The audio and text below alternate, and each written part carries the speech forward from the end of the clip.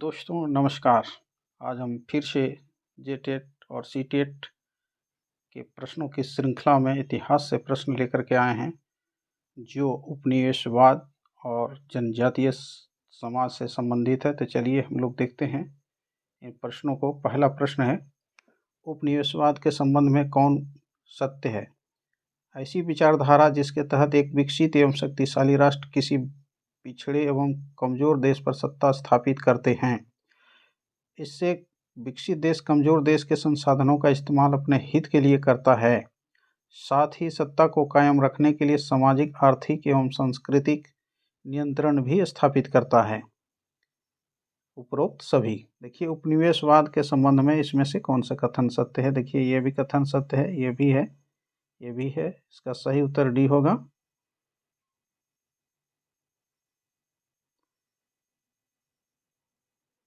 Next question है, किसकी दीवानी ने अंग्रेजों के लिए भारत में औपनिवेशिक जमीन तैयार की?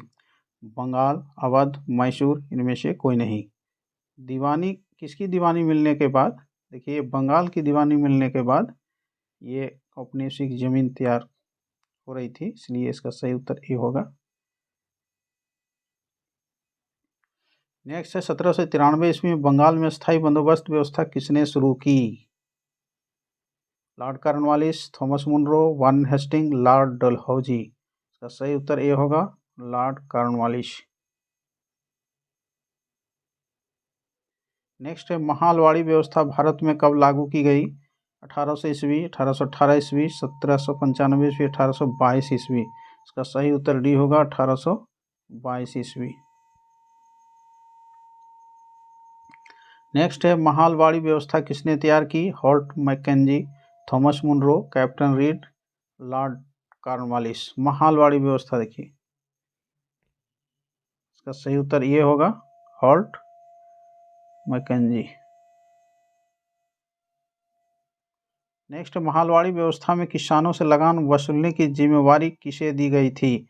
जमींदार को, गांव के मुखिया को, जिला कलेक्टर को, इनमें से कोई नहीं।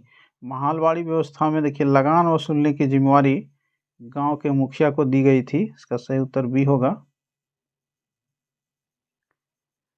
नेक्स्ट है, रैयतवाड़ी व्यवस्था लागू करने का श्रेय किसे दिया जाता है? Lord Cornwallis, Thomas Munro, Holt Mackenzie, इनमें से कोई नहीं। रैयतवाड़ी व्यवस्था देखिए लागू करने का श्रेय, इसका सही उत्तर भी होगा, थॉमस मुनरो।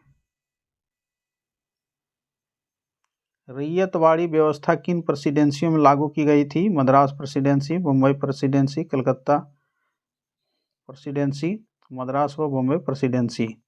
ये देखिए, रैयतवाड़ी व्यवस्था दोनों प्रेसिडेंसी में लागू की गई थी, मद्रास और बम्बई। इसका सही उत्तर डी होगा। नेक्स्ट है, 18वीं सदी के अंतिम वर्षों में कंपनी ने भारत में किनकी खेती पर जोर दिया? नील, अफीम, दोनों, इनमें से कोई नहीं। इसका सही उत्तर सी होगा, दोनों खेती पर जोर दिया गया था। नेक्स्ट है, 18वीं सदी में भारतीय नील की मांग अधिक क्यों थी? भारतीय नील का रंग काफ़ी चमकदार था। ब्रिटेन में औद्योगिकीकरण के फलस्वरूप कपास के उत्पादन का बढ़ना, इसी समय वेस्ट इंडीज और अमेरिका से मिलने वाली आपूर्ति का बंद होना। देखिए, भारतीय नील की मांग अधिक होने का ये तीनों कारण था। इसका सही उत्तर डी होगा। नेक्स्ट है, नील की खेती के रैयती व्यवस्था में किसानों को अपनी कुल जमीन के कितने भाग पर नील की खेती करना पड़ता था? 25%, 33%, 50%, 80%। कुल भूमि का कितना? देखिए, 25% करना पड़ता था। सही उत्तर ये होगा। नेक्स्ट है, बंगाल में नील विद्रोह कब हुआ? 1855, 1859, 1860, 1875। इसका सही उत्तर भी होगा, 1859। नेक्स्ट है, नील उत्पादन की जांच के लिए गठित आयोग के अध्यक्ष कौन थे? हैमिल्टन, मैकाले, सीटोनकार, उपरोक्त सभी। देखिए, ये आयोग के अध्यक्ष सीटोनकार थे। सही उत्तर सी होगा। नेक्स्ट है, बिहार में नील किसानों की दुर्दशा के लिए किस नेता ने आंदोलन किया? महात्मा गांधी, राजेंद्र प्रसाद, सुभाष चंद्र बोस, इनमें से कोई नहीं। इसका सही उत्तर ए होगा, महात्मा गांधी। प्रशासनिक दृष्टिकोण से औपनिवेशिक भारत को कितने प्रेसिडेंसियों में बांट दिया गया था? 1, 2, 3, 4। देखिए प्रेसिडेंसियों में 3 प्रेसिडेंसियों में बांटा गया था, बम्बई, मद्रास और कलकत्ता। नेक्स्ट है, जनजातीय समाज के लोग आम भाषा में क्या कहलाते थे? हरिजन, आदिवासी, सिख, हिंदू। इसका सही उत्तर बी होगा, आदिवासी।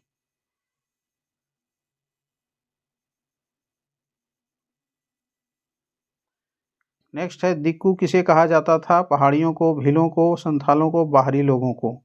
दिक्कू बाहरी लोगों को कहा जाता था, सही उत्तर डी होगा।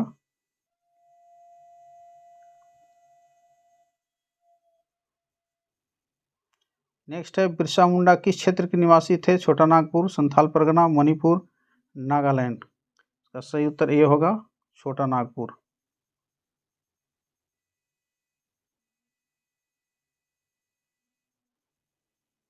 नेक्स्ट है, गिंडालियों ने अंग्रेज सरकार के दमनकारी कानून को नहीं मानने का भाव जनजातियों में जगाकर गांधी जी के किस आंदोलन से जनजातीय आंदोलन को जोड़ने का सफल प्रयास किया? असहयोग आंदोलन, सविनय अवज्ञा आंदोलन, भारत छोड़ो आंदोलन, खेड़ा आंदोलन।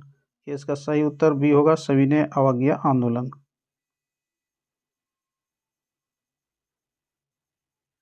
उड़ीसा के जंगलों में रहने वाला आदिवासी समुदाय था? कोल, खोंड, संथाल, उरांव। का सही उत्तर बी होगा, खोंड।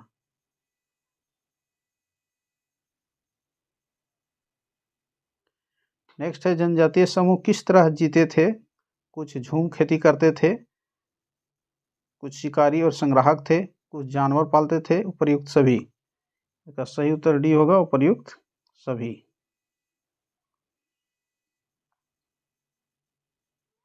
नेक्स्ट है, आदिवासी समूहों का जीवन जुड़ा हुआ था जंगलों से, गांवों से, शहरों से, इनमें से कोई नहीं। इसका सही उत्तर ये होगा, जंगलों से। नेक्स्ट है, वन अधिनियम कब पारित हुआ? 1862, 1863, 1865, 1868। इसका सही उत्तर सी होगा, 1865।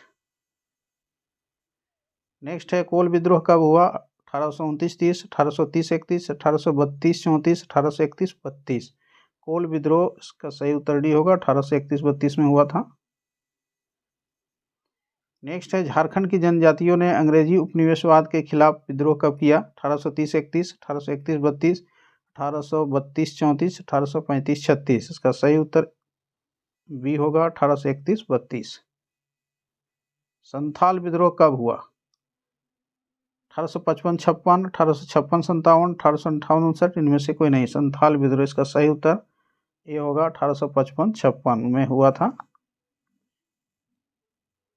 बिरसा मुंडा के नेतृत्व में मुंडा विद्रोह कब हुआ? 1875, 1890, 1895, 1879। का सही उत्तर सी होगा, 1895।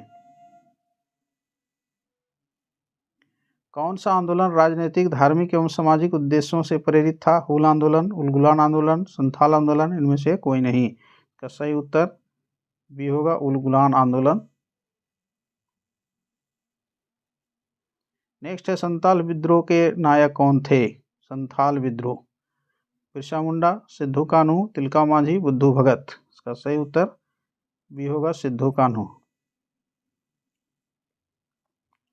छोटा नागपुर क्षेत्र में हुए कोल विद्रोह के नायक कौन थे? बिरसा मुंडा, सिंधराय और बिंद्राय मानकी, तिलका मांझी, चतरा भगत।